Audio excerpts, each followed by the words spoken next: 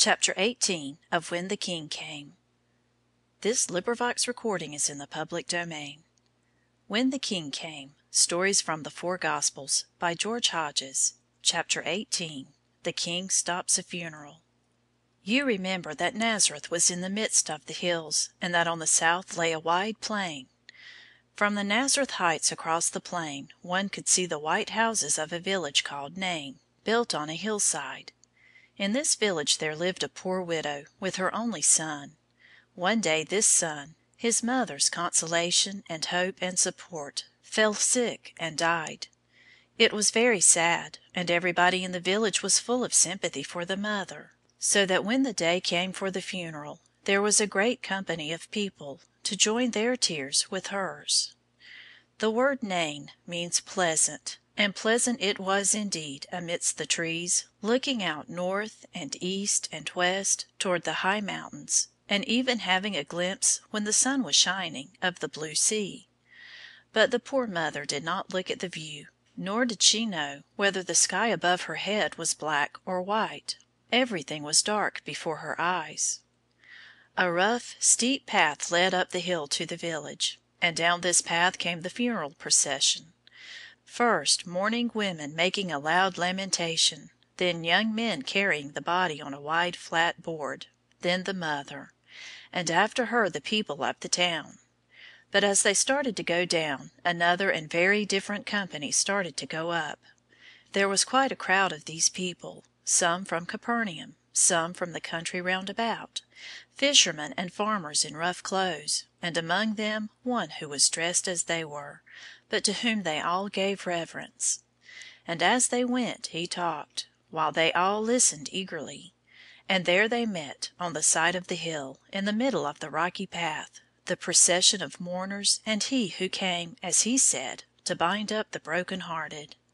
So our Lord saw the poor mother, and was very sorry. And immediately he said what we all say when we see any one crying. He said, "Don't cry."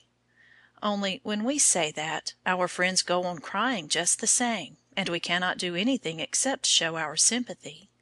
When our Lord said, "Don't cry," he knew how to change tears into smiles. For he put out his hand and touched the bier. He touched the board on which the dead man lay, and they who bare him stood still. And the mother stopped in her sad journey, and looked up to see what it all meant. And all the people of the two companies crowded around. And our Lord said, "Young man, I say unto thee, arise." And he that was dead sat up and began to speak. What did he say? Did he finish some sentence which death had suddenly interrupted? Or did he greet his mother as one who comes back from a strange journey? Or was his first word a thanksgiving to the one who had thus enabled him to go on caring for his mother? It is all unknown to us. It is all a mystery, both the words which he spoke and the power which made him able to speak. But this we know, that our Lord cared.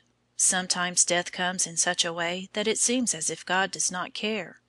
When the young and strong, who are so much loved and so much needed, are taken away, then we may remember that day at Nain. God does not stop the funeral, but he cares. He is sorry for those who mourn. For he who came up the hill at Nain was in God, and God in him. And when we know him, we know God, as he said. And this too we know, that every morning God raises us from the death of sleep to the light of a new day. Every morning he gives us back our life. What did the young man of Nain do with his new life? Our Lord told him what to do with it, for he delivered him to his mother. It was like that day on the cross when he said, "Son, behold thy mother." He meant that the young man was to be a good son, obedient and loving, better than he had ever been before. So the procession turned straight about, and all the mourning women stopped their crying and wiped their eyes, and the sky overhead was blue, with the sun shining in the midst of it.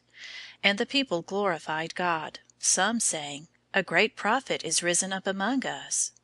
Others, "God hath visited his people." And the mother and her son walked side by side, and Jesus was with them. End of chapter 18.